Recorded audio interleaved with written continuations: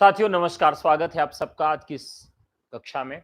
आज हम लोग चर्चा करने वाले हैं काव्य शास्त्र पर। काव्य शास्त्र जिसे साहित्य का एक विशेष अंग माना जाता है, साहित्य शास्त्र के नाम से भी इसे जाना जाता है। काव्य शास्त्र वस्तुतः एक अनुशासन है, काव्य का अनुशासन।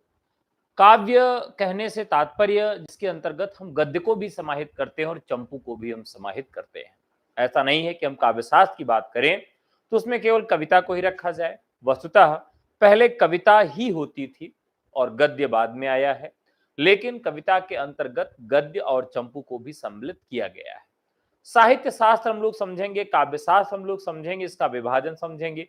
2021 में एक प्रश्न पूछा गया था कि काव्य शास्त्र का विभाजन, काल विभाजन किस तरीके से हुआ। जैसे हम हिंदी साहित्य के इतिहास का काल विभाजन करते हैं, आदिकाल, भक्तिकाल, रीतिकाल और आधुनिक काल में, वैसे ही यहां हम काल विभाजन सीखते हैं काव्य शास्त्र का। तो चलिए शुरू करते हैं।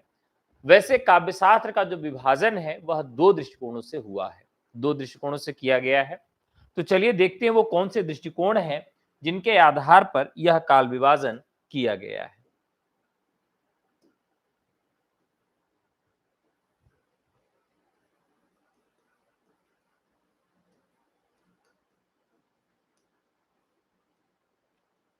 काव्य शास्त्र का जो विभाजन है वह किन किन आधारों पर किया गया है। एक तो काल विभाजन इसका काल पर आधारित है,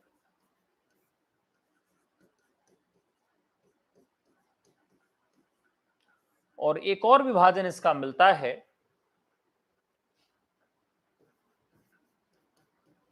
ध्वनि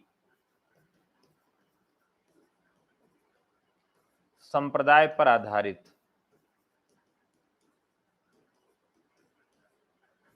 लेकिन जो पहला काल विभाजन है ये ज्यादा मान्य है और प्रामाणिक भी है। तो चलिए शुरू करते हैं। दरअसल काल विभाजन की बात जब हम करते हैं, प्रारंभिक काल,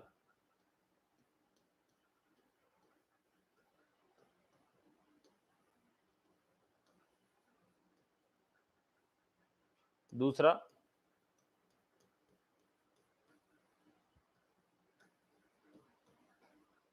रचनात्मक काल,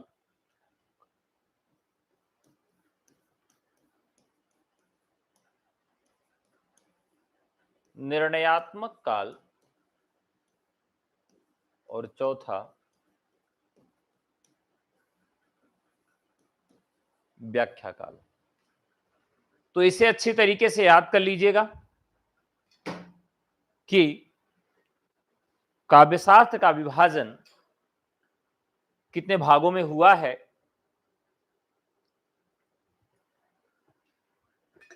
काव्यशास्त्र का विभाजन मुख्यतः चार भागों में किया गया है। पहला है प्रारंभिक काल, दूसरा है रचनात्मक काल, तीसरा है निर्णयात्मक काल,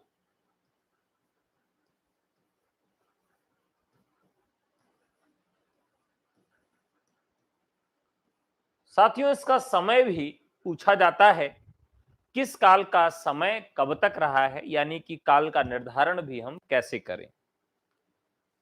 अज्ञात काल से 650 ईस्वी तक,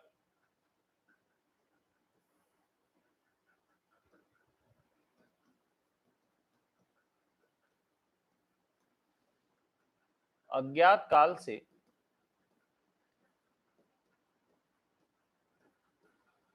650 ईस्वी तक का जो समय है वह प्रारंभिक काल के नाम से जाना गया। 650 से 850 ईस्वी का समय रचनात्मक काल के नाम से जाना गया। 850 से 1050 ईस्वी का समय निर्णयात्मक काल के नाम से जाना गया, और 1050 से 1750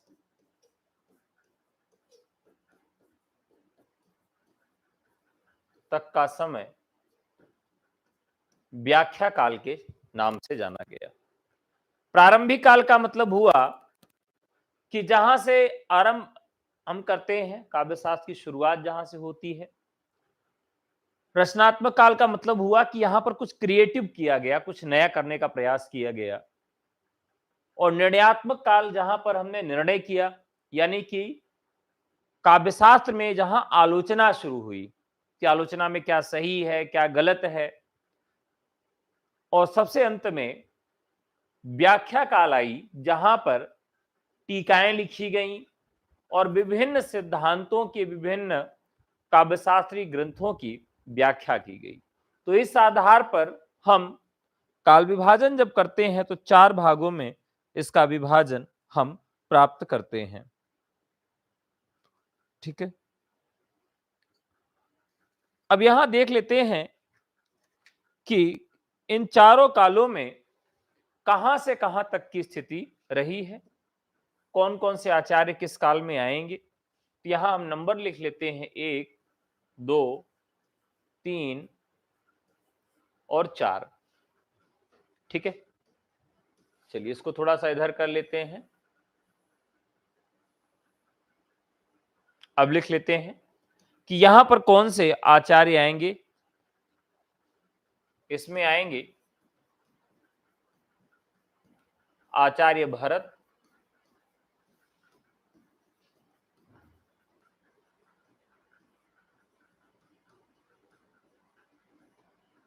आचार्य भरत और आचार्य भामह। आचार्य भामह से आचार्य आनंदवर्धन तक।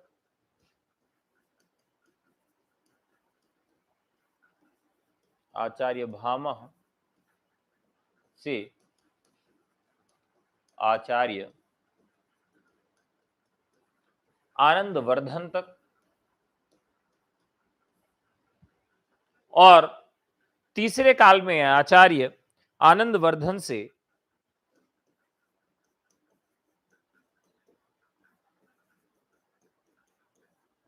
आचार्य आनंदवर्धन से आचार्य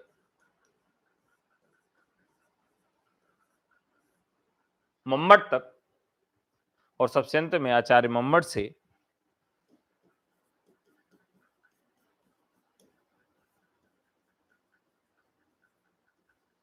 आचार्य जगन्नाथ तक।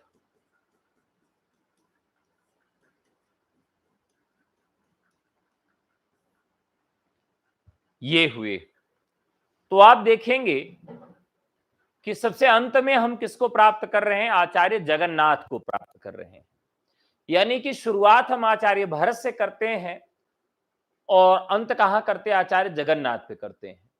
तो ये काल विभाजन किसका है, यह काल विभाजन है संस्कृत काव्य शास्त्र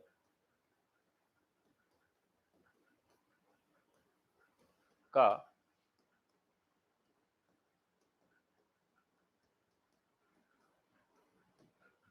तो यह विभाजन हो गया संस्कृत काव्य शास्त्र का काल विभाजन। आचार्य भरत से इसकी शुरुआत होती है और आचार्य जगन्नाथ अंतिम आचार्य इसके होते हैं। ठीक है,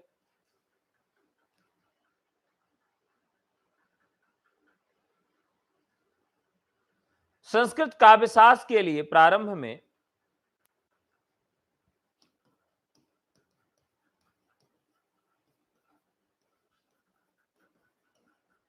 संस्कृत काव्य शास्त्र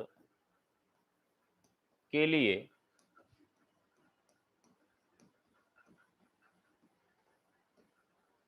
प्रारंभ में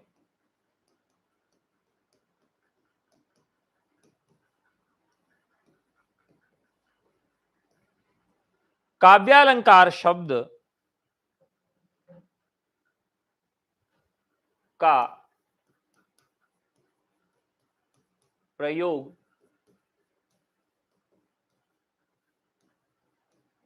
प्रचलित था। आप देखेंगे काव्यशास्त्र में बहुत सारे आचार्यों ने काव्यालंकार नाम से ग्रंथ लिखा है।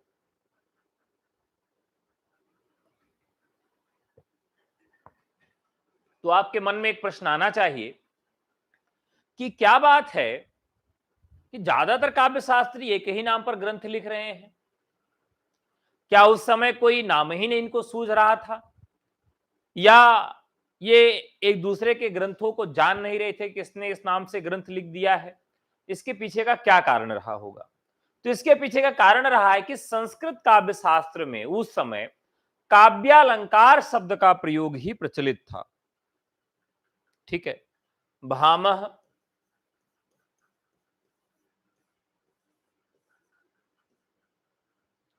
भामह,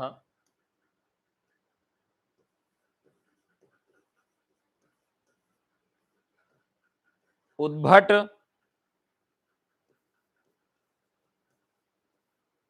रुद्रट, वामन,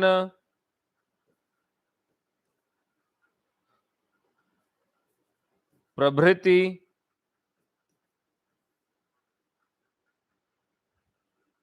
आदि लोगों ने अपनी रचनाओं में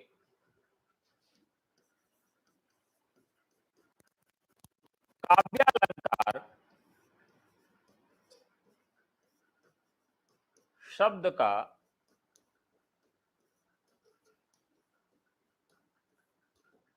प्रयोग किया। तो काव्यालंकार शब्द का प्रयोग किसने किया है, क्यों किया है, अब आप इसको जान गए होंगे। इसके पीछे का कारण आप सब जान गए होंगे। ठीक है। अब एक प्रश्न उठता है कि काव्यालंकार के बाद काव्यशास्त्र शब्द का प्रथम प्रयोग कब और किसने किया? आप सब जानते हैं तो कमेंट करके हमें बताएं। हमने आपको बताया कि काव्यशास्त्र से पहले काव्यालंकार शब्द का प्रयोग काव्यशास्त्र के लिए किया जाता था।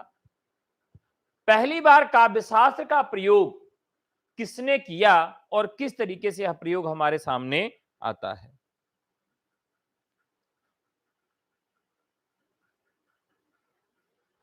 11वीं शताब्दी ने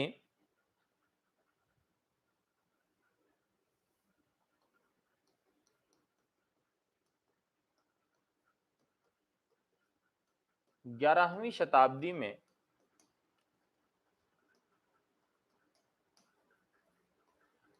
भोजदेव ने अपने ग्रंथ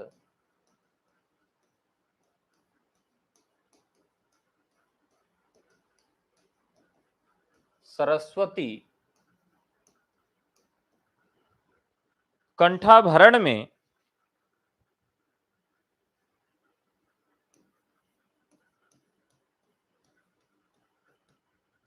सरस्वती कंठाभरण में काव्यशास्त्र शब्द का प्रयोग किया। भरण में इस शास्त्र के लिए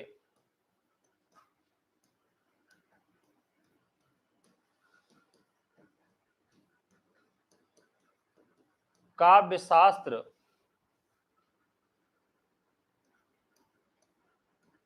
पद का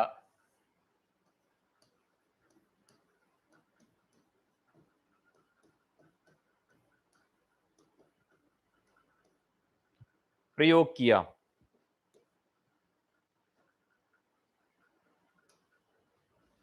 ठीक है। 11वीं शताब्दी में भोजदेव ने अपने ग्रंथ सरस्वती कंठाभरण में इस शास्त्र के लिए काव्यशास्त्र शब्द का प्रयोग किया है। किसका प्रयोग किया है?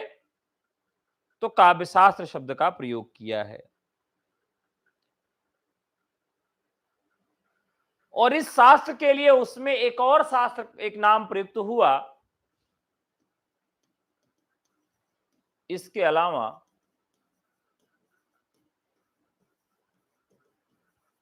इसके लिए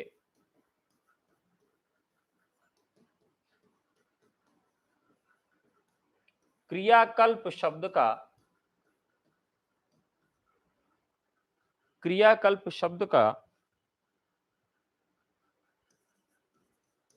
प्रयोग भी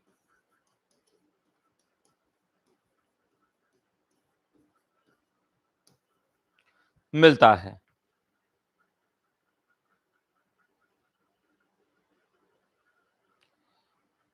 काव्य के लिए साहित्य शब्द का प्रयोग पहली बार किसने किया? काव्य के लिए साहित्य शब्द का प्रयोग पहली बार कब किया गया? तो भर्तृहरि ने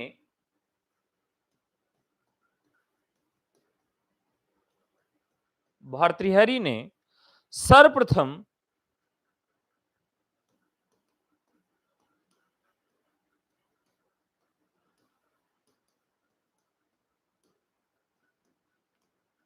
काव्य के लिए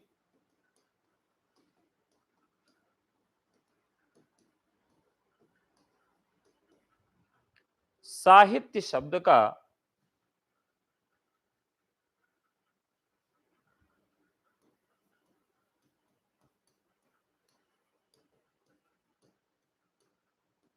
प्रयोग किया। 11वीं शताब्दी में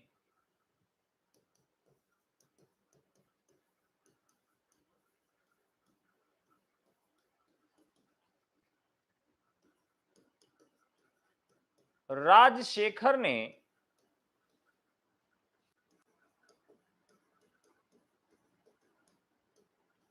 मीमांसा के अंतर्गत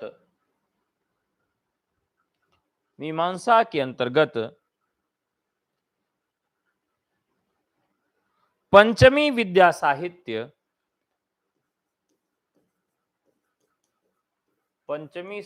विद्या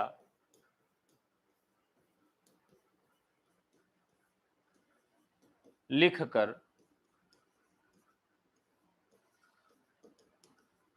इसके लिए साहित्य विद्या शब्द का प्रयोग किया।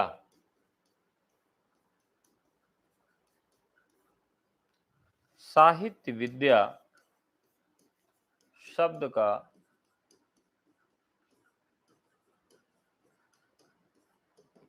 प्रयोग किया। सर मेरा फोन खो गया है तो कैसे जुड़ जाऊं, क्लास मिलने लगे?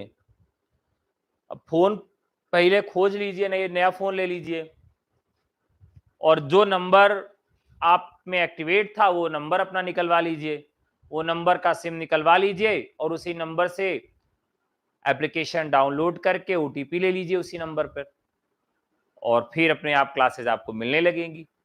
तो जो आपका नंबर उसमें लगा था वो नंबर आप निकलवा लीजिए, वो इजीली मिल जाएगा नंबर और फिर आपको कुछ करना ही नहीं आगे। ठीक है, क्या करें सर? हट के, ठीक है हट जा रहा हूं, नोट कर लीजिए।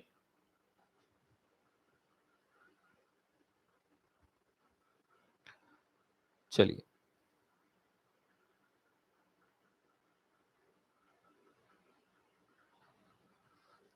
इसी से प्रभावित होकर 14वीं शताब्दी में विश्वनाथ ने अपने ग्रंथ का नाम साहित्य दर्पण रखा। साहित्य विद्या शब्द से प्रभावित होकर 14वीं शताब्दी में साहित्य दर्पण नाम लिखा गया और काव्यशास्त्र की एक प्रकार से यहां से शुरुआत हो जाती है। हम बात करेंगे एक ऐसे काल विभाजन की जो मान्य नहीं है, फिर भी हम जान लें उसको क्या है।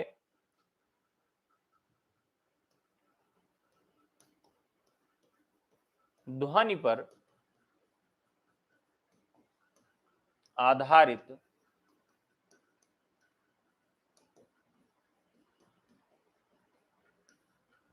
काव्य विभाजन, जिसमें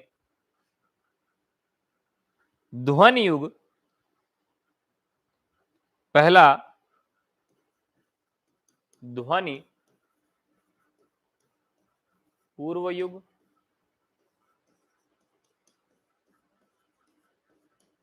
ध्वनि युग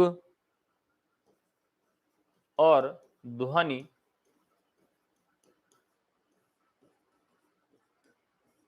पश्चात युग, यानी कि ध्वनि पर आधारित, ध्वनि को केंद्र में रखकर तीन प्रकार का काल विभाजन देखने के लिए मिलता है काव्य शास्त्र में।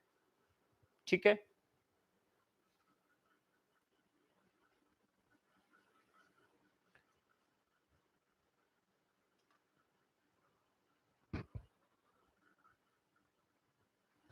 अब थोड़ा सा देख लें कि किस काल में क्या क्या चीजें खास रही हैं, उसके बाद हम एक एक चीज पढ़ना शुरू कर देंगे। सभी आचार्यों का परिचय हम लोग पहले ही पढ़ चुके हैं। तो सबसे पहले हम देखेंगे प्रारंभिक काल में क्या क्या है मिलता है।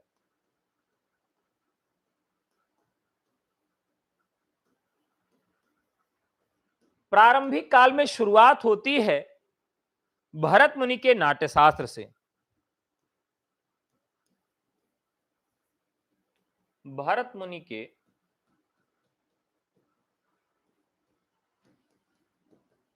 नाट्य शास्त्र से भारतीय काव्य शास्त्र की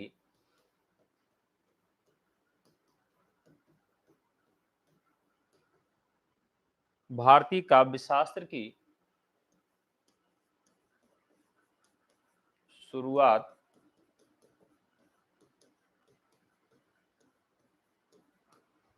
मानी जाती है। तो मोस्ट इंपॉर्टेंट है, भरत मुनि का समय आप लोग कमेंट करके मुझे फटाफट बता दीजिए। भरत मुनि का समय क्या है, कमेंट करके बता दीजिए।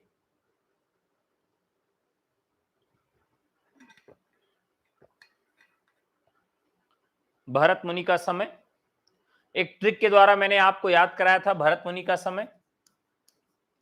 जब आप भरत लिखते हैं तो बीचों बीच जो लिखा गया है भारत में जो वर्ण, वही उनका समय है। तो भरत में र बीच में लिखा है जो कि दो की तरह दिखाई देता है, अर्थात भरत का जो समय है वह द्वितीय शताब्दी है। इस तरीके से इसे हम याद रख सकते हैं।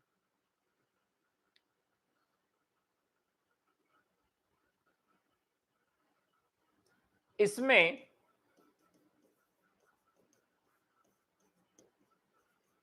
इस ग्रंथ में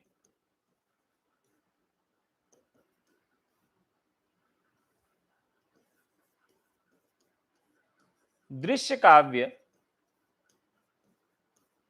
एवं श्रव्य काव्य दोनों सम्मिलित थे। तो इस ग्रंथ में दोनों सम्मिलित थे, दृश्य काव्य भी और श्रव्य काव्य भी, दोनों हमको मिल जाते हैं। ठीक है, नाटकों में रस का चिंतन प्रधान था। नाटकों में रस का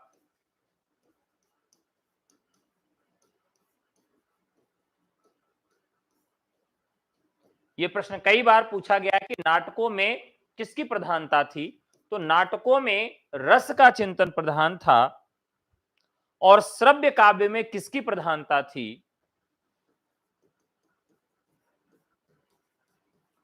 और श्रव्य काव्य में अलंकार की प्रधानता थी।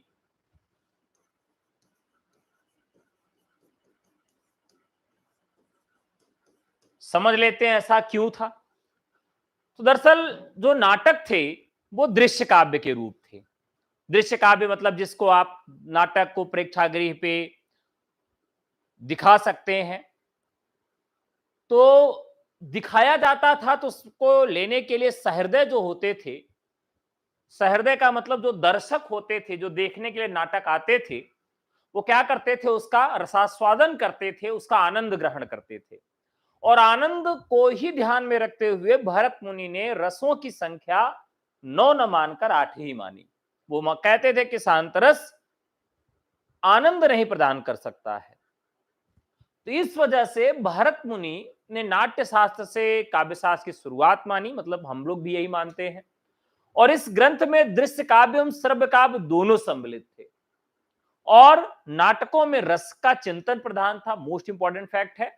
और श्रव्य काव्य में अलंकार की प्रधानता थी, यानी काव्य जो था वो पाठ का विषय था। कविता जो थी वो दिखाई नहीं जाती थी बल्कि सुनाई जाती थी, जैसा आज भी मंचों पे आप देखते हैं कि कविता सुनाई जाती है।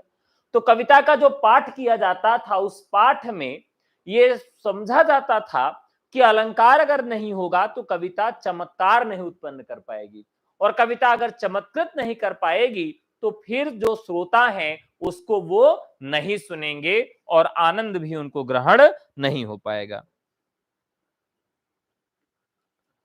भरत मुनि ने इसी दृष्टिकोण से एक बात कहा, अर्थ क्रियो पेतम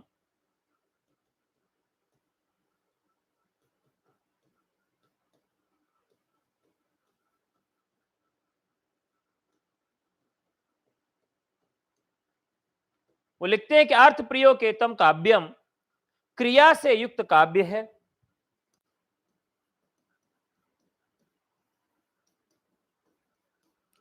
से युक्त काव्य है।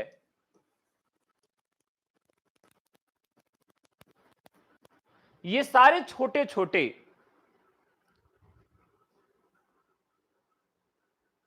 सर 2-4 दिन बाद इसी पर क्लास लीजिए, तब तक सिम आ जाएगी। अच्छा संदीप जी, अरे इतना देर सिम आने में नहीं लगता है, सेम डे आप जाएंगे शहर में जहां भी सिम मिलता है तुरंत ही सिम मिल जाती है। कुंडा प्रतापगढ़ से, चलिए भाई नमस्कार, स्वागत है कुंडा प्रताप, कुंडा नरेश की। सेम डे मिल जाता है सिम, आप जाइए तुरंत आपको सिम मिल जाएगा, हाथों हाथ मिल जाएगा। शहर में जाएंगे जहां आउटलेट होते हैं। अर्थ क्रियोपेतम काव्यम, अर्थ की क्रिया से युक्त काव्य है। यह कथन किसका है? तो यह कथन भरत मुनि का है। ठीक है, अब बात करेंगे दृश्य काव्य में अर्थ और क्रिया का योग्य रहता है। एक बात उन्होंने लिखी है कि दृश्य काव्य में किसकी प्रधानता होती है और श्रव्य काव्य में किसकी प्रधानता होती है। इसे अच्छे से लिखकर समझ लीजिएगा। तो दृश्य काव्य में अर्थ और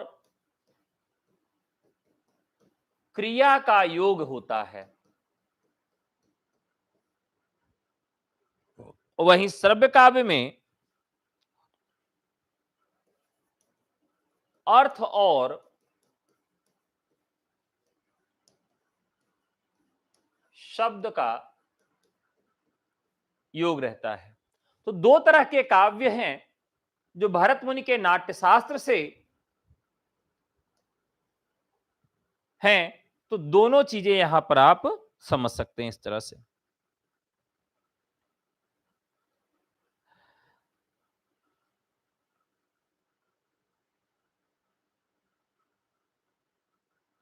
अब जब हम काव्यशास्त्र पढ़ रहे हैं तो यहां एक बात सबसे महत्वपूर्ण है आपके लिए जानने वाली, कि पूरे काव्यशास्त्र में दो चीजों पर सबसे ज्यादा बात हुई है, शब्द को लेकर और अर्थ को लेकर।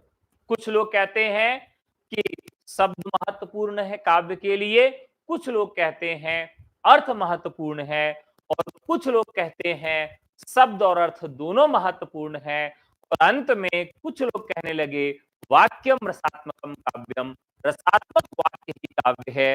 वाक्य तक भी लोग पहुंच गए। तो शब्द, अर्थ और वाक्य तक पहुंच गए लोग किस अवधारणा को स्पष्ट करने के लिए, तो काव्य किसे कहते हैं, इस अवधारणा को स्पष्ट करने के लिए यह काम होते गए।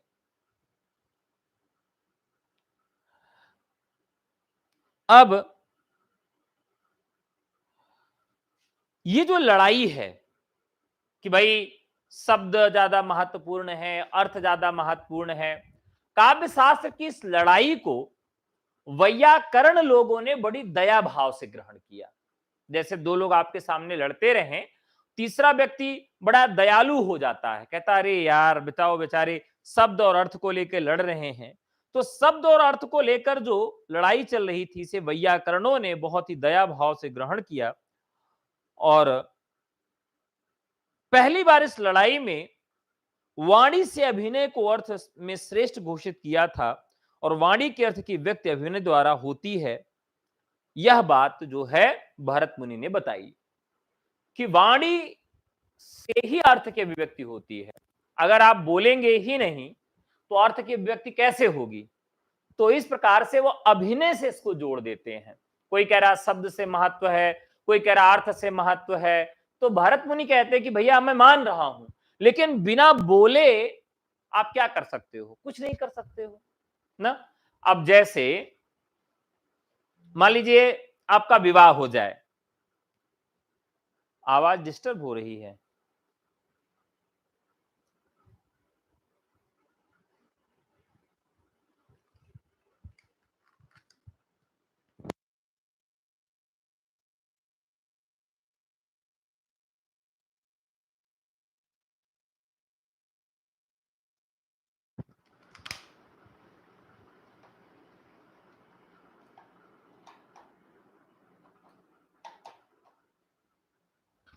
देखिए एक जमाना था जब लोग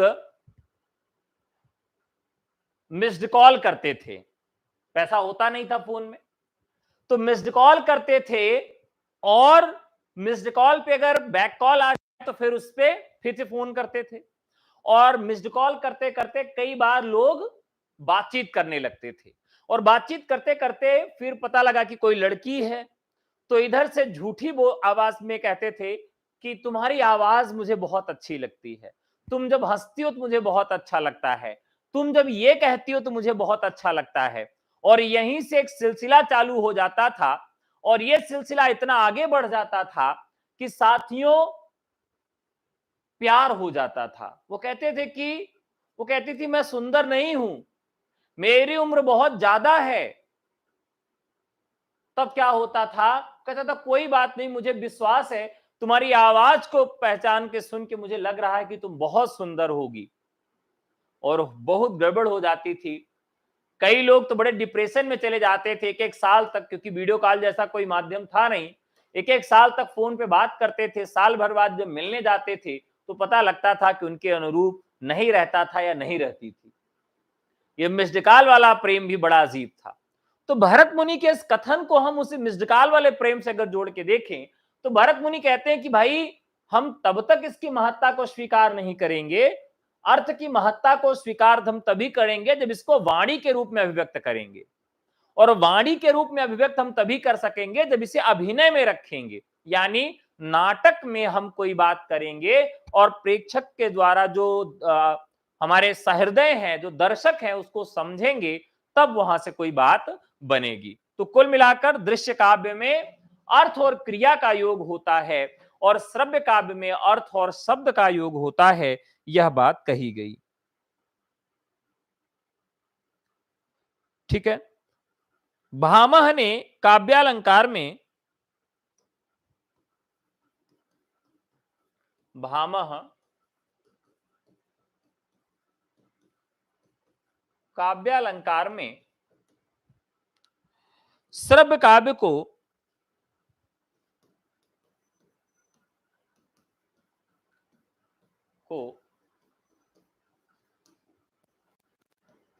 विवेचन का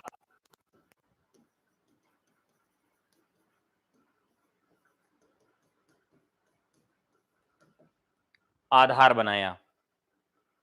ठीक है।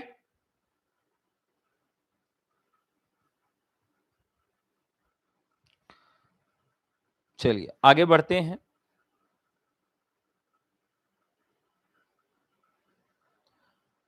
अब आगे बात करेंगे, जो दूसरा काल है वो है रचनात्मक काल।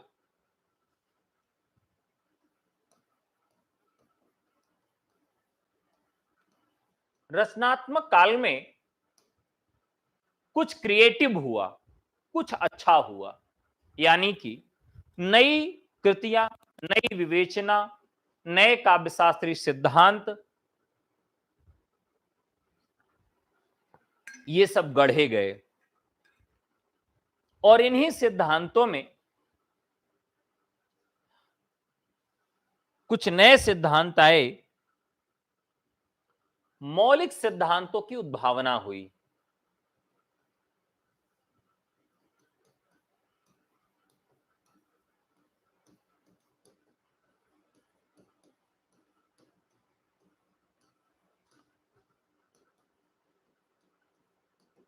मौलिक सिद्धांतों का जन्म हुआ,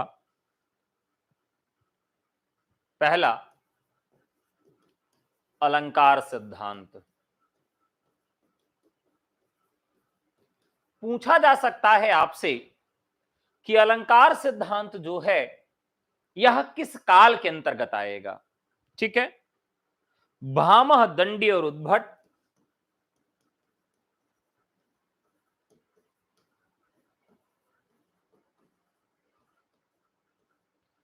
यह इसके प्रमुख आचार्य हैं।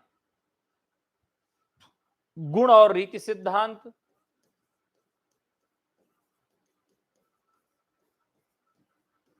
गुण और रीति सिद्धांत भी इसी में आता है और इसमें प्रमुख आचार्य दंडी और वामन आते हैं।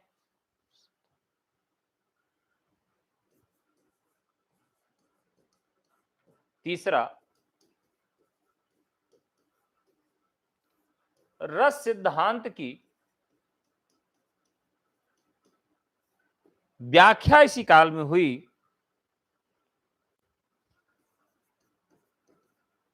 भट्ट, लोल्लट,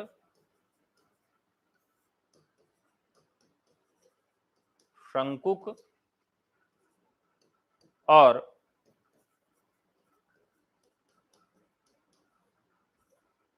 भट्टनायक जैसे आचार्य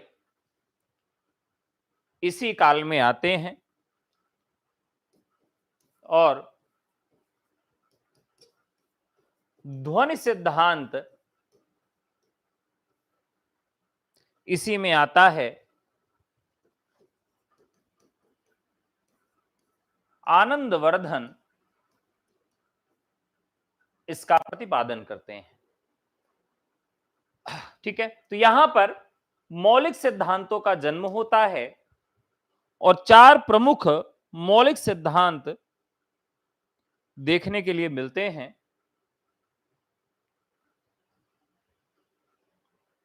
ठीक है,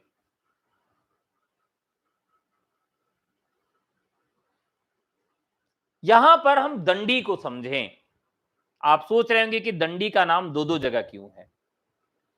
दरअसल दंडी का नाम इसलिए दो जगह है कि दंडी एक तो अलंकार सिद्धांत, अलंकारों को काव्य का शोभा कारक धर्म मानते हैं और दंडी ने सर्वप्रथम अलंकार और गुण को पार्थक्य किया और गुण का संबंध मार्ग से स्थापित किया। इस वजह से तो ये इतना ही यहां जानने वाली बात है। तीसरा काल है निर्णयात्मक काल।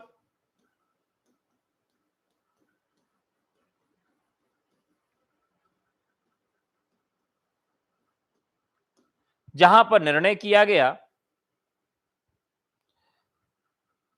यह काव्य चर्चा के लिए उत्कर्ष काल था। काव्य चर्चा के लिए यह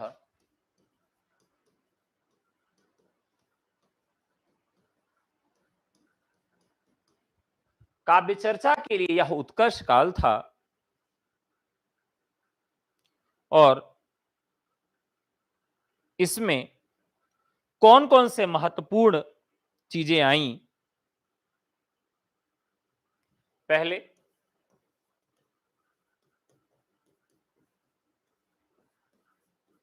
अभिनव गुप्त इसी में आते हैं। अभिनव भारती और ध्वन्यालोक की लोचन टीका इन्होंने लिखा। दूसरा राजशेखर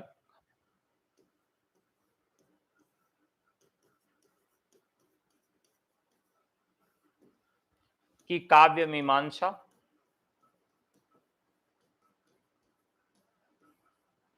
राजशेखर की काव्य मीमांसा, कुंतक की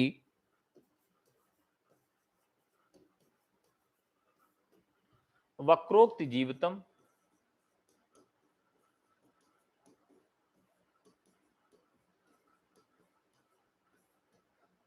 वक्रोक्त जीवितम,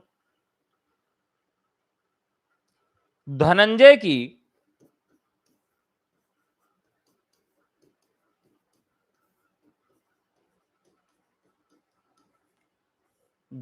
की दस रूपक,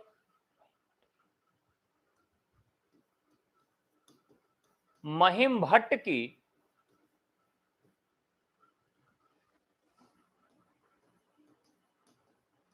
व्यक्ति विवेक, क्षेमेंद्र की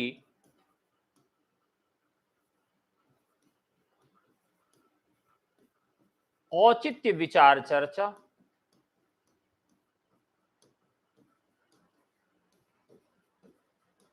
तो ध्यान रखिएगा कि ये एक सिद्धांत जो है औचित्य संप्रदाय, यह किस काल में आता है? तो यह निर्णयात्मक काल में आता है। भोजराज का श्रृंगार प्रकाश, श्रृंगार प्रकाश और सरस्वती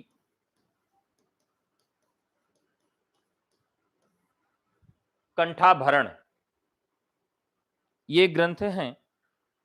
मम्मट का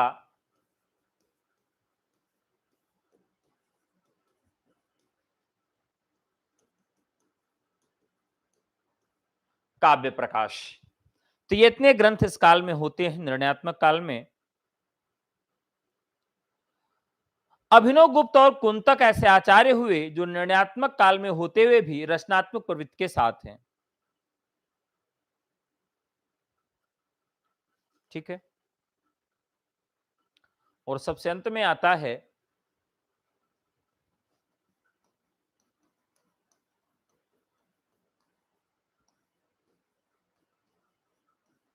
व्याख्यात्मक काल। कौन सा काल आता है? व्याख्यात्मक काल आता है।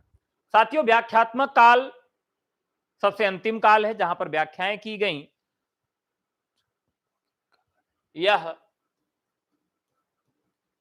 स्वीकृति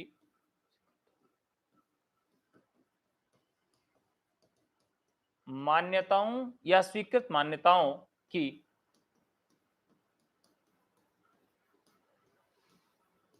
व्याख्या का काल है।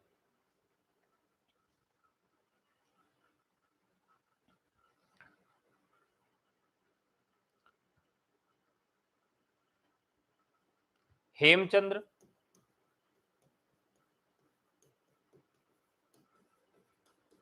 काव्य अनुशासन, इसी परिपाटी पर लिखा गया ग्रंथ है। और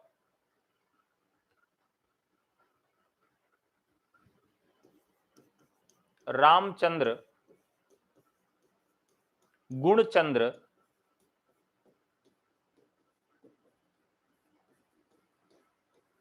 नाट्य दर्पण, जो कि इनके शिष्य ही थे,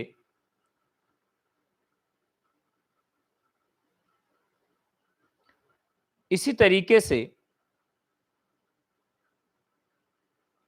भोजराज इत्यादि भी आपको मिलेंगे। और जयदेव,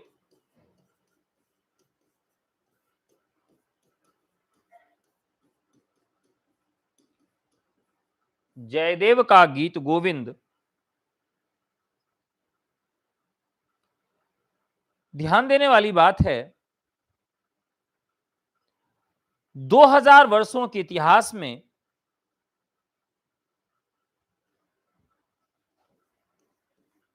2000 वर्षों के काव्य शास्त्रीय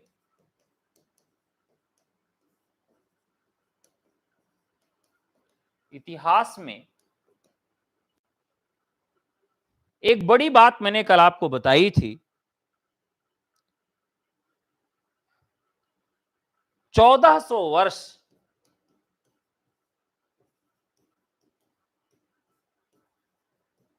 भारत का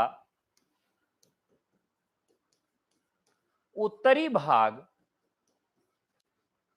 कश्मीर इसका केंद्र रहा।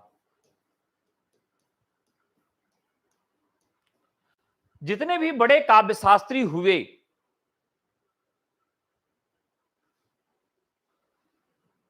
जितने बड़े काव्यशास्त्री हुए, आप देखेंगे उनका जन्म कहां हुआ? कश्मीर में ही हुआ है, बड़े बड़े आचार्यों का। तो यह एक आश्चर्य की बात है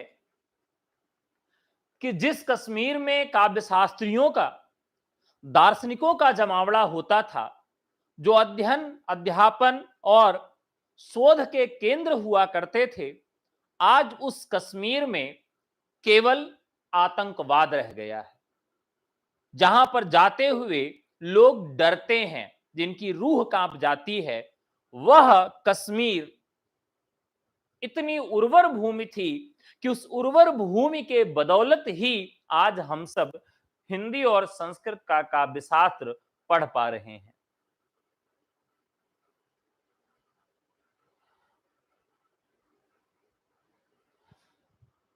यहां तक हम देखें कि उत्तर भारत केंद्र में था, लेकिन थोड़ा बहुत दक्षिण भारत में भी पहुंचा। विद्याधर की एकावली से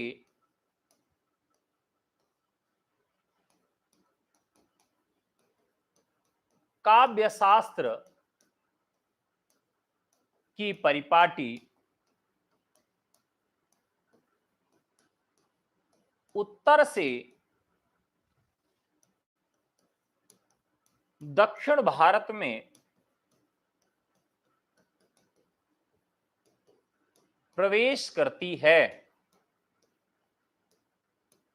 तो जैसे साहित्य में पूछा जाता है कि भाई भक्ति का उदय कहां हुआ और किस प्रकार से वो उत्तर से दक्षिण गई या दक्षिण से उत्तर आई, वैसे यहां पर भी कश्मीर जो कि काव्यशास्त्र में उत्तर भारत में इसका केंद्र था, ये दक्षिण भारत में किसके द्वारा ले जाया करती है। और इसके बाद गुजरात और पूर्व बंगाल राज साहित्य का केंद्र बना है। ठीक है।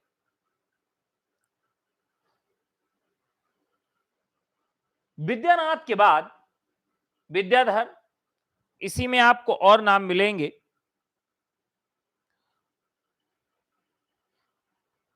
विद्यानाथ,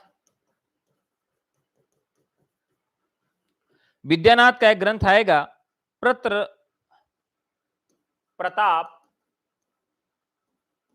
रुद्र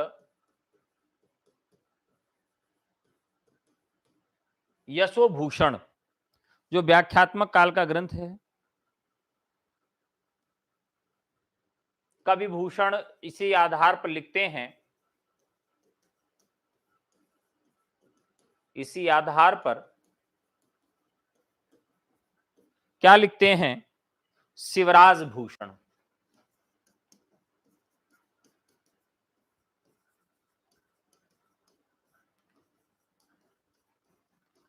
तो साथियों, हम लोग केवल संस्कृत का काव्यशास्त्र ही देख रहे हैं, पढ़ रहे हैं। नेक्स्ट क्लास में हम लोग भारतीय काव्यशास्त्र में हिंदी काव्यशास्त्र का भी विभाजन देखेंगे। विश्वनाथ कविराज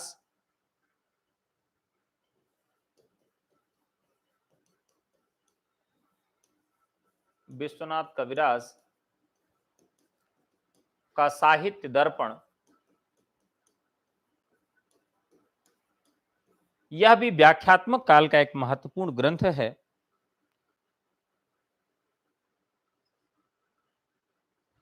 और ध्यान रखने वाली बात है, यहां से एक प्रश्न पूछा जाता है कि विश्वनाथ ने यह ग्रंथ क्यों लिखा। बहुत बड़ा प्रश्न, और इसका जवाब बहुत छोटा है। जैसे आप यहां दुश्मनी होती तो आप दुश्मनी निकालने के लिए क्या करते हैं, टांग तोड़ देते हैं।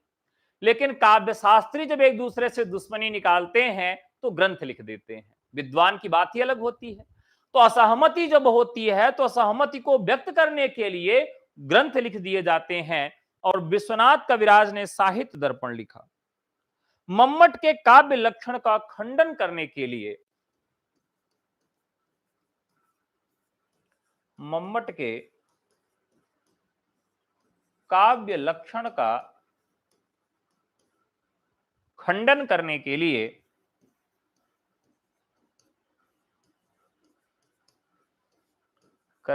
लिए वाक्यम रसात्मकम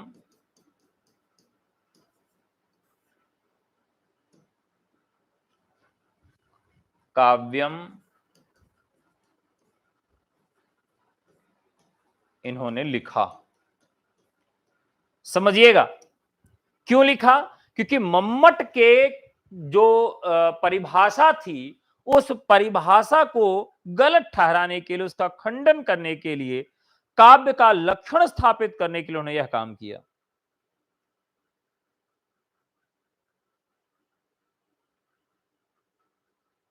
शारदा तनय, सिंह भूपाल,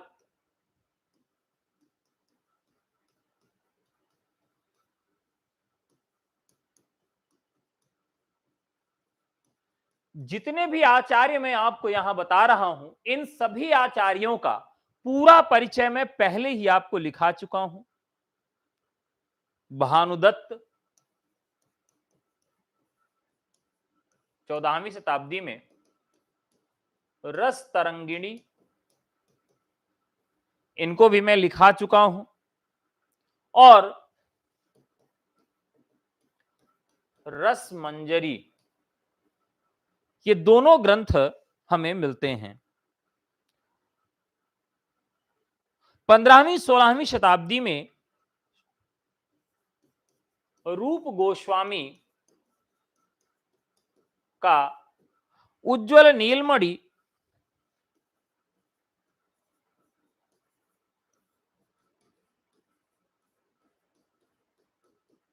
और भक्ति रसामृत सिंधु,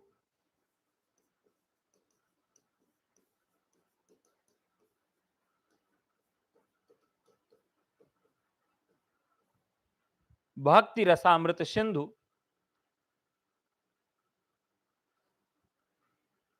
अप्पय दीक्षित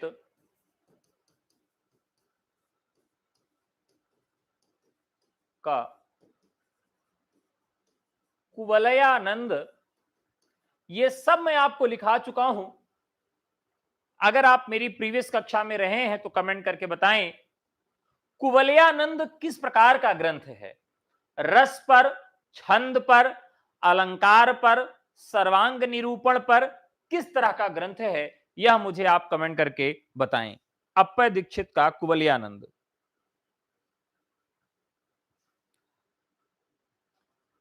और व्याख्यात्मक काल में अरुणदीप जी एकदम बढ़िया है उत्तर आपका, अलंकार से संबंधित है। और परवर्ती आचार्यों ने इस ग्रंथ से बहुत कुछ ग्रहण किया है। जैसे रामचंद्र शुक्ल ने कविवृत्त संग्रह करते हुए मिश्र बंधुओं के इतिहास से बहुत सारा तथ्य ग्रहण किया, ठीक उसी प्रकार से यहां भी कुवलयानंद अप्पय दीक्षित से बाद के अलंकार शास्त्रियों ने अलंकार विषयक तथ्यों को ग्रहित किया है। काव्यशास्त्री परंपरा के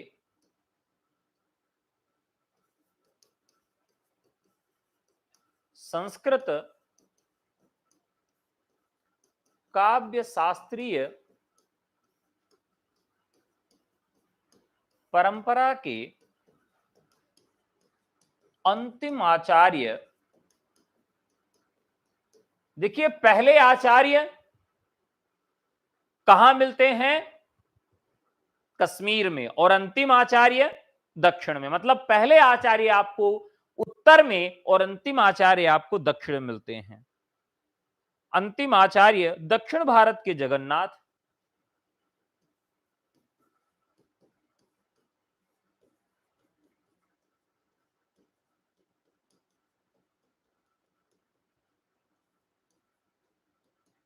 दक्षिण भारत के जगन्नाथ हैं, जिनका ग्रंथ है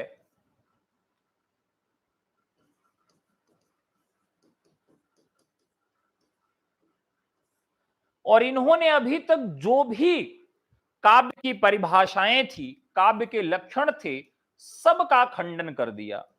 और सभी का खंडन करते हुए इन्होंने क्या लिखा? इन्होंने लिखा रमणीयार्थ प्रतिपादकः शब्दः काव्यम। पूर्ववर्ती काव्य लक्षण का खंडन किया इन्होंने और लिखा, क्या लिखा? रमणीयार्थ, रमणीय अर्थ देने वाला प्रतिपादकः शब्दम। अब ध्यान रखिएगा, इन्होंने क्या कहा? शब्दः काव्यम।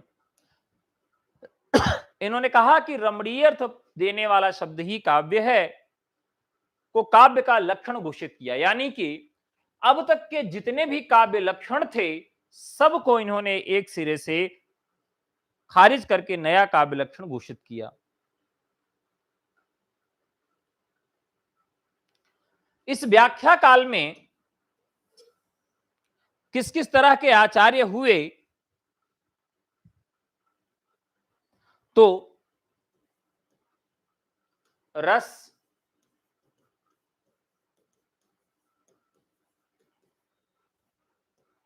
अलंकार, ध्वनि, नायिका भेद, कवि शिक्षा, कवि शिक्षा पर स्वतंत्र रूप से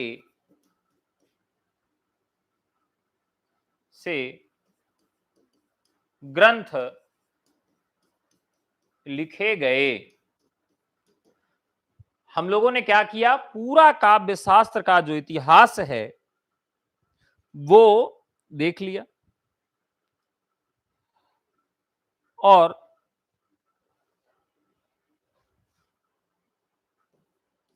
इस काल में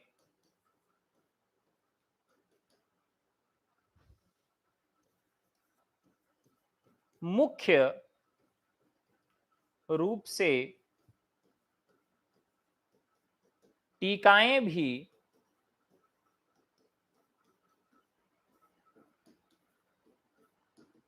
लिखी गई। ठीक है, अब बात आती है कि काव्य शास्त्र का स्रोत कहां कहां से मिलता है।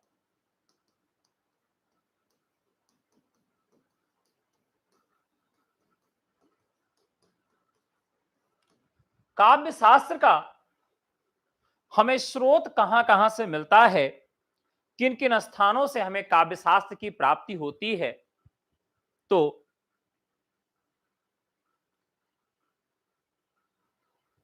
भरत मुनि ने जब नाट्यशास्त्र की रचना की, भरत मुनि ने जब नाट्यशास्त्र की रचना की, तिसे पंचम वेद उन्होंने कहा, और चारों वेदों से इन्होंने कुछ न कुछ ग्रहण किया। अब कमेंट करके बताइए कि ऋग्वेद से इन्होंने क्या ग्रहण किया? तो ऋग्वेद से इन्होंने पाठ्य ग्रहण किया। सामवेद से क्या ग्रहण किया? तो सामवेद से इन्होंने गान ग्रहण किया। यजुर्वेद से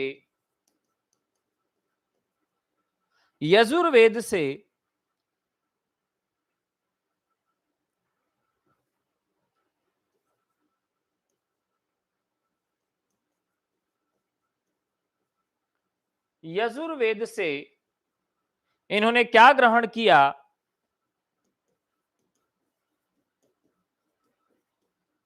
इन्होंने अभिनय ग्रहण किया। और अथर्ववेद से इन्होंने क्या ग्रहण किया?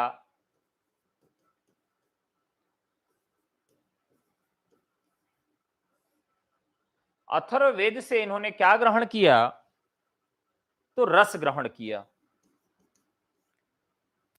तो एक गाना है, आप लोग हो सकता जानते हो, सोखियों में घोला जाए होठों का सबाब, उसमें फिर मिलाई जाए थोड़ी सी शराब, होगा जो नशा तैयार वो प्यार है, सोखियों में घोला जाए होठों का सबाब, उसमें फिर मिलाई जाए थोड़ी सी शराब, होगा जो नशा तैयार वो प्यार है। ये गाना प्यार के लिए बनाया गया। लेकिन यहां पर जो पंचम वेद बनाया गया वो 4 वेदों से चीजों को इकट्ठा किया गया। मैंने इसको याद करने का एक ट्रिक भी आपको बताया था, भूल जाता है बार बार, कैसे याद रहेगा? तो ऋग्वेद से पाठ, ऋग्वेद, ऋग्वेद में क्या है? ऋचाएं हैं। किसके लिए? देवताओं की स्तुति के लिए। तो आपके यहां जब पूजा पाठ करना होता है तो पूजा के साथ एक शब्द आता है पाठ। कहते हैं कि देवी का पाठ किया कि नहीं किया, आपके यहां यही कहते हैं ना, देवी का पाठ, देवता का पाठ, रामचरितमानस का पाठ। तो पाठ शब्द आपके यहां बार बार आता है। तो ऋग्वेद में क्या है? पाठ है कि किस देवता की स्तुति किस प्रकार से की जाएगी, ये पाठ है। यानी कि नाटक का हम पाठ कैसे करेंगे, नाटक का हम पाठ कैसे करेंगे, यह बात ऋग्वेद में बताई गई है। ठीक है, अब मान लीजिए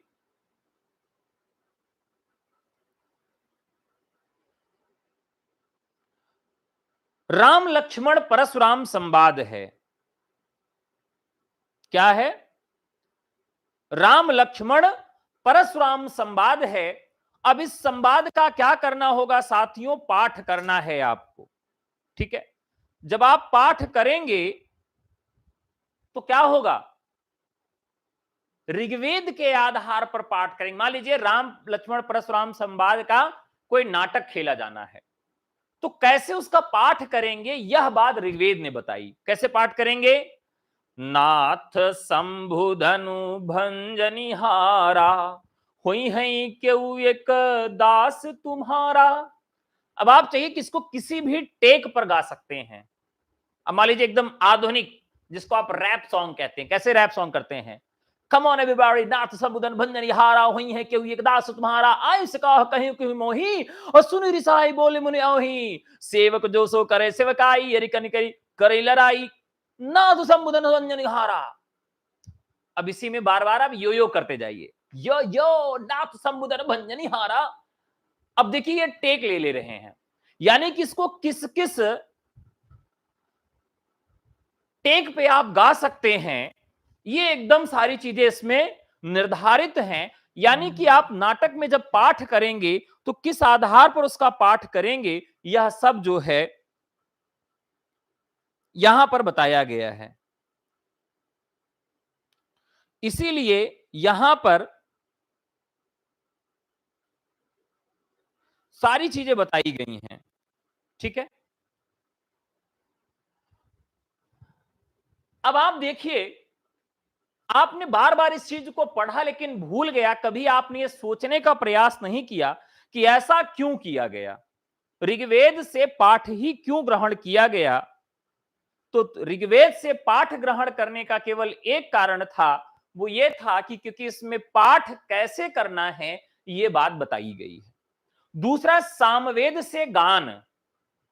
अब बहुत बड़ी मजेदार बात है कि गान क्यों यहां से ग्रहण किया गया, तो इसके पीछे का कारण आपको बताता हूं। जब आप कोई एक नया रचनाकार ले लीजिए, पुराना रचनाकार लीजिए, मान लीजिए तुलसीदास को हम ले लेते हैं, भक्ति काल के स्वर्ण युग के एक महत्वपूर्ण रचनाकार हैं, और उनकी कोई एक रचना ले लेते हैं हम, रामलला नहछू ले लेते हैं। रामलला नहछू को किस तरीके से गाना है, ये तो एक पाठ हो गया, और एक होता है कि रामलला नहछू का हम गान कैसे करेंगे।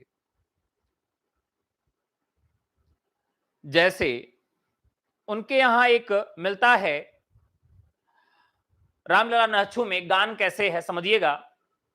आज अवधपुर आनंद नहछू राम कहो, कोटिन बाजई बाजई दशरथ के गृह हो। अब यहां जो टेक लिया जाता है और जो छंदों की पुनरावृत्ति होती है, छंदों की जो पुनरावृत्ति होती है और जो टेक लिया जाता है, यह सब इसी के पीछे के कारण हैं। ठीक है। रामलला नहछू इसका बहुत बड़ा उदाहरण है। जैसे मैं कहीं कहूं विपति अति भारी, और सखनी के निरखी को सुठी सुंदर बटोही धारी। तो गाना कैसे है, इसके लिए भी सोहर छंद का प्रयोग किया गया। तुलसीदास इस बात को समझ रहे हैं, लेकिन इस बात को अब मैंने आपको बताया कि प्रमुखतः नाटक की चर्चा की गई है भरत मुनि के द्वारा, लेकिन उनके नजर में श्रव्य काव्य और दृश्य काव्य दोनों ही है, उन्होंने किसी को छोड़ा नहीं है। अब जैसे आदि शारदा गणपति गौरी मनैया हो, राम लला करन छु गाई सुनैया हो। जेहि गाए सिद्धि होई परम निधि पैया हो, कोटि जन्म कर पातक दूरी सो जैया हो। कोटिनी बाजन बाजही दशरथ के गृह हो, देवलोक सब देखहि आनंद अत हिय हो। नगर सोहावन लागत बरिन न जातई हो, कौशल्या के हर्षन हृदय समातई हो। यजुर्वेद से अभिनय लिया गया। अभिनय तो सामवेद से गीत। अब कैसे याद रखेंगे, जब शाम का समय होता है तो लोग गाना गाते हैं। शाम का जब समय होता है तो लोग गाना गाते हैं। जैसे दिन में बड़ा व्यस्तता होती है, लोगों के पास समय कम रहता है, तो जैसे जैसे शाम ढलती है वैसे वैसे लोग रोमांटिक होते जाते हैं, और रात होते होते रोमांस का अंत हो जाता है। जैसे 14वीं का चांद हो या आफताब हो, जो भी हो तुम खुदा की कसम, बड़ी लाजवाब हो, 14वीं का चांद हो। तो कुल मिलाकर हम क्यों गाना गा रहे हैं कि जैसे जैसे शाम होती है वैसे वैसे गाना बढ़ जाता है। तो कैसे याद रखेगी, शाम के समय आप क्या करते हैं, गान करते हैं। दिन में गाना कम गाते हैं, शाम जैसे होती है वैसे आप रोमांटिक होते चले जाते हैं। तो ऐसे याद हो जाएगा। ऋग्वेद में पाठ है, सामवेद में गान है, क्योंकि शाम के समय आप अधिक गाना गाते हैं। ये ट्रिक हो जाएगी, इस ट्रिक से आप याद कर लेंगे। यजुर्वेद में अभिनय है, ठीक है, यजुर्वेद में क्या है? अभिनय है। अभिनय, देखिए यजुर्वेद जो है एक ऐसा ग्रंथ है जो भारतीय काव्य परंपरा का प्राण है। यजुर्वेद जो है इसमें यज्ञ की असल प्रक्रिया के लिए गद्य और पद्य के मंत्र हैं, ठीक है।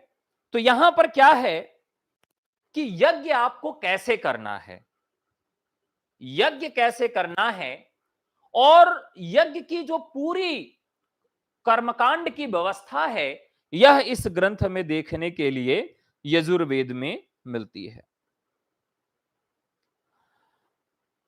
ब्राह्मण किस प्रकार से आहुति देता है और किस प्रकार से संहिताएं हैं, यह सब यजुर्वेद में मिलता है। चलिए, तो यजुर्वेद में क्या है, यज्ञ करवाए जाते हैं और यज्ञ में किस प्रकार से आहुति देनी है, उसके मंत्र कैसे पढ़ने हैं। तो देखिए सबसे बड़ा अभिनय करने वाला अगर कोई हुआ है वर्ग और जाति में तो ब्राह्मण हुआ है, सबसे ज्यादा अभिनय वही किया है। तो इसमें यजुर्वेद में बताया गया है कि कौन जो है किस प्रकार का यज्ञ करेगा। अब इसको ट्रिक से कैसे याद करेंगे, यहां लिखा है यजुर्वेद, क्या लिखा है? यजुर्वेद। अब यजुर्वेद में यजुर का मतलब क्या होता है, यजु का क्या मतलब होता है? अगर आप सब जानते हो तो कमेंट करके बताएं फटाफट, यजु का मतलब क्या होता है?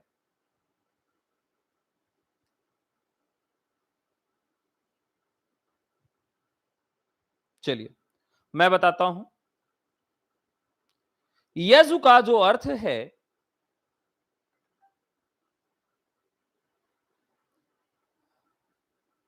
समर्पण, ठीक है। यजु का मतलब होता है समर्पण। क्या होता है? समर्पण। यज्ञ में आप क्या क्या आहूत करते हैं, घी, हव्य, ना, समिधा यानी कि लकड़ी, ये सारी चीजें हवन के लिए यजन यानी कि समर्पण की क्रिया है। यजन, यजन शब्द है, यजन से बना है यजु, और इसका मतलब होता है समर्पण। तब जब कोई समर्पण करता है तो वो कौन? अभिनय उसके लिए बहुत जरूरी है। अब आप फिल्मों में देखिए कि अगर कोई समर्पण कर रहा है, प्रेम में समर्पण, प्रेम में समर्पण कैसे होता है? अगर कोई कह के समर्पण करे तो कितना अच्छा लगे। अब मान लीजिए आपके पति, आपकी पत्नी, आपकी प्रेमी, आपकी प्रेमिका ये बोतल खरीद के लाएं और आपको दे दें चुपचाप बिना कुछ कहे, बड़ा अच्छा नहीं लगेगा, रोमांटिक नहीं लगेगा। लेकिन इसी को अगर वो समर्पण भाव से ला के दे और एक अभिनय करके दें, यजु करके दें, यजु करके दें, अभिनय करके दें, तो कैसे लगेगा?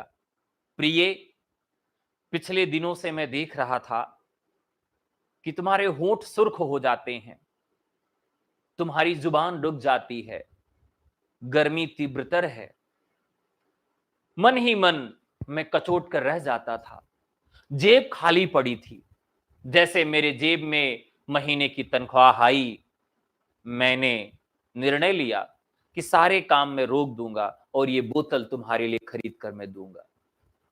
ये बोतल तुम्हारे लिए समर्पित है प्रिय, इसमें ठंडा पानी भरो और पियो। अब मैं तो काफी एक्स्ट्रा कर दिया। कुल मिलाकर कहने का तात्पर्य यह है कि जो लोग अंगूठी घुटनों के बल गिरकर अपनी प्रेमिका को पहनाते हैं और वही अंगूठी अगर वो कह दे, अरे सुनो, अरे अंगूठी खरीद के लाए, पहन लो भैया, देख लो, उसमें उतना रोमांस नहीं है क्योंकि उसमें अभिनय नहीं है। वो अंगूठी जो आप अपनी प्रेमिका को पहनाते हैं, जो आजकल अंगूठी की रस्म होती है, वो सीधे सीधे ले जाके दे दो, एलो भैया लो पहन लेना, ठीक है, या मैंने ऑर्डर कर दिया ले लेना।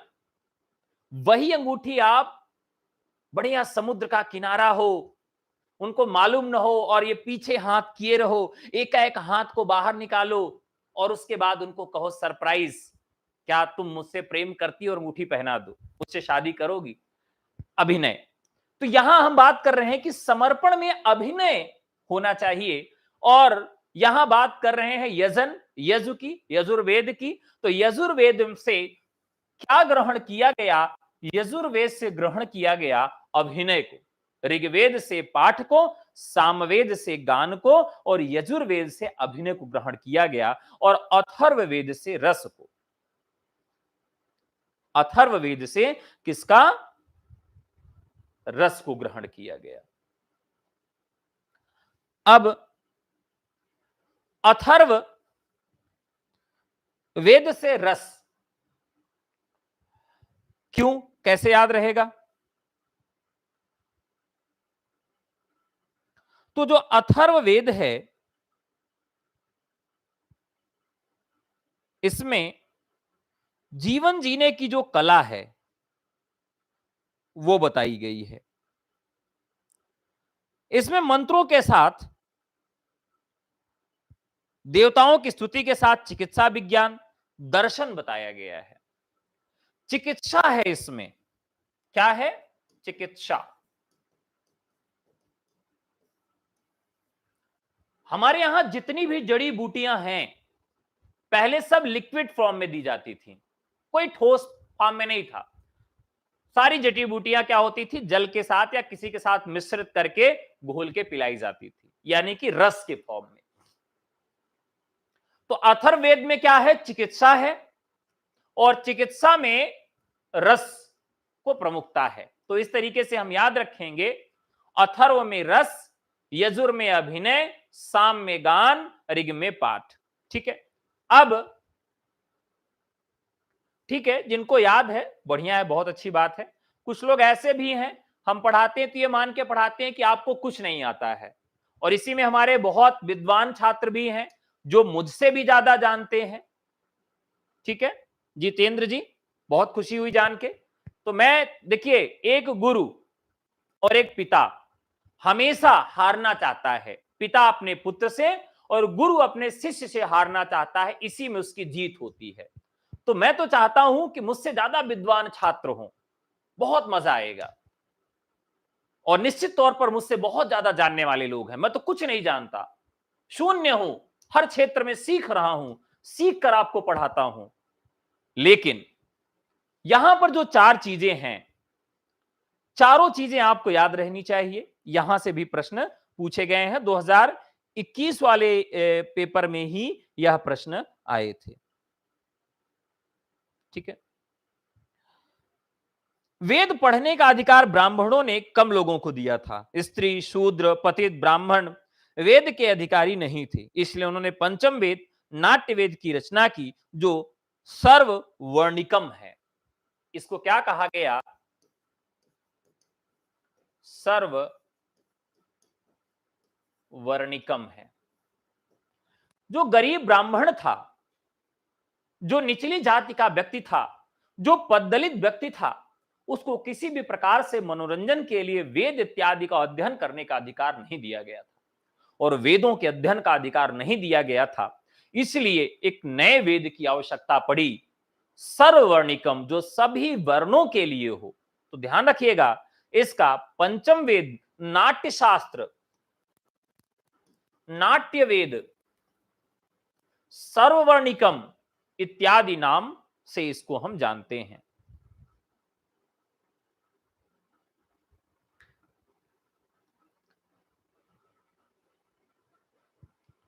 ठीक है, तो ये सारी चीजें बहुत महत्वपूर्ण हैं, इसको आप समझ के रखिएगा।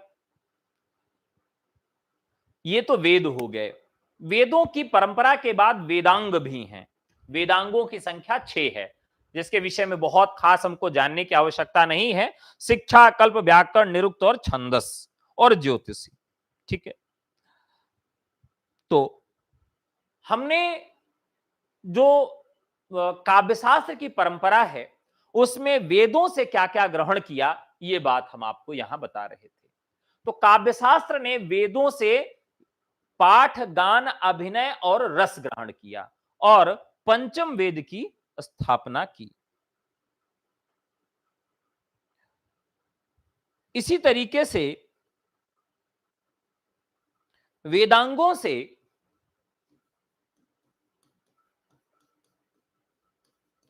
वेदांगों से खास करके निरुक्त से, यहां लिख लेते हैं, निरुक्त से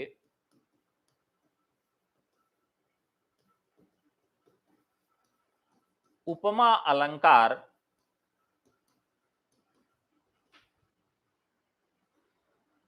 उपमा अलंकार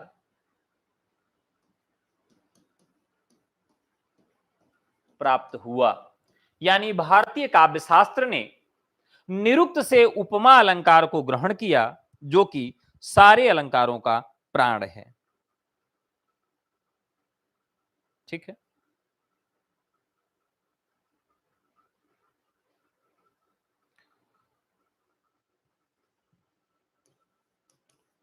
काव्य मीमांसा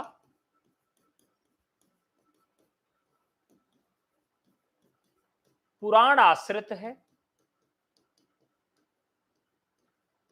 तो हमने वेदों से क्या ग्रहण किया, हमने निरुक्त से क्या ग्रहण किया, हमने पुराण से क्या ग्रहण किया, ये सब सारी चीजें यहां पर हम देखते जा रहे हैं।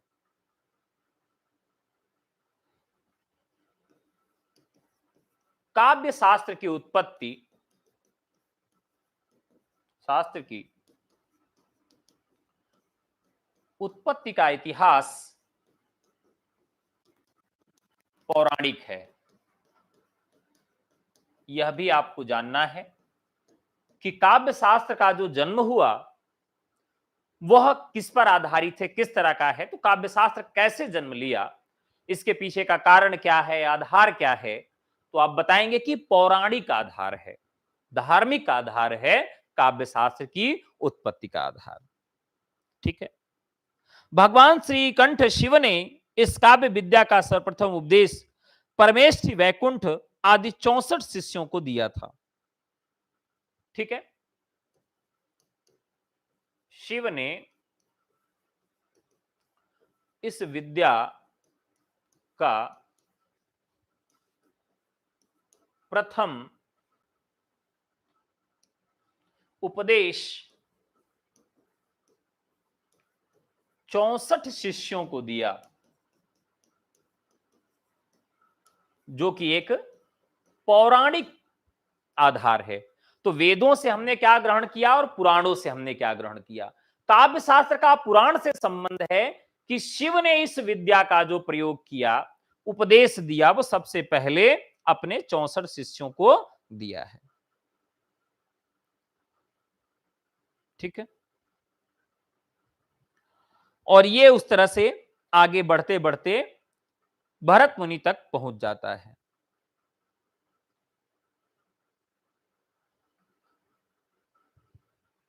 अब बात करेंगे आनंदवर्धन ने ध्वन्यालोक को व्याकरण की सहायता से लिखा।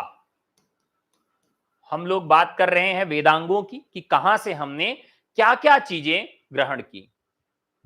तो ध्वन्यालोक आनंदवर्धन का जो ग्रंथ है यह व्याकरण पर आधारित है। वेद से हमने 4 चीजें ग्रहण की, तब हमने पंचम वेद की निर्माण किया। पुराण से हमने काव्य शास्त्र के जन्म की बात की। ठीक है। तो इस तरीके से व्याकरण शास्त्र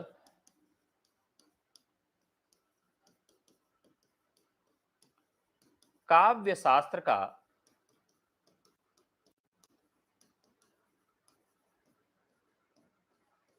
मूलाधार है। व्याकरण शास्त्र काव्य शास्त्र का मूलाधार है।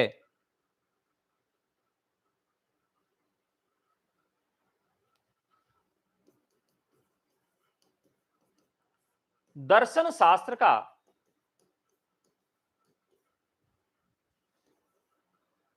लक्षणा व्यंजना शब्द शक्ति पर प्रभाव है। यानी दर्शन से भी काव्यशास्त्र हमें हमने कुछ चीजें ग्रहण की हैं।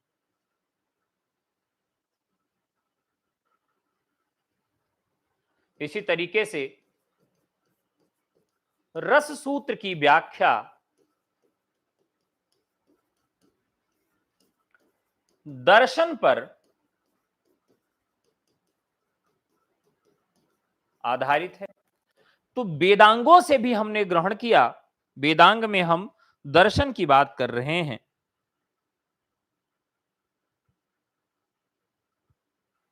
तो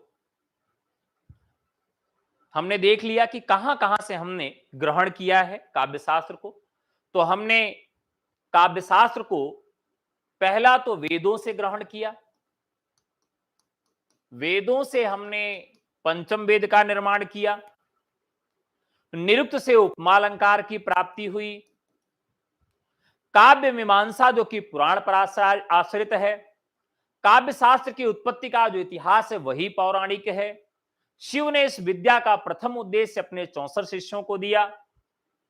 आनंदवर्धन ने ध्वन्यालोक को व्याकरण की सहायता से लिखा और व्याकरण शास्त्र काव्य शास्त्र का मूलाधार है। और व्याकरण शास्त्र के बाद दर्शन शास्त्र जो है वह शब्द शक्तियों का, रस सूत्र की व्याख्याओं का, इसके अलावा कई और आधार हैं जिनके तहत हम दर्शन को केंद्र में रखकर काव्य शास्त्र को पढ़ते हैं। तो हमने ये देखा कि कहां कहां से हमने इसको ग्रहण किया है। अब नेक्स्ट खंड में, अगले भाग में हम लोग नाट्य शास्त्र की रूपरेखा, विभिन्न चीजों को पढ़ेंगे। अब काव्य प्रयोजन, काव्य हेतु, काव्य लक्षण, शब्द शक्ति और विभिन्न संप्रदाय, ये सब हम सब पढ़ेंगे। और जो भी क्लास में आपको पढ़ाऊंगा, मेरा वादा है कि वो सब आपको क्लास में याद हो जाएगा। अलग से आपको पढ़ने की आवश्यकता नहीं होगी, बहुत मजेदार तरीके से। मैं एक ही बात कहता हूं कि पढ़ना वास्तव में बहुत कठिन काम है।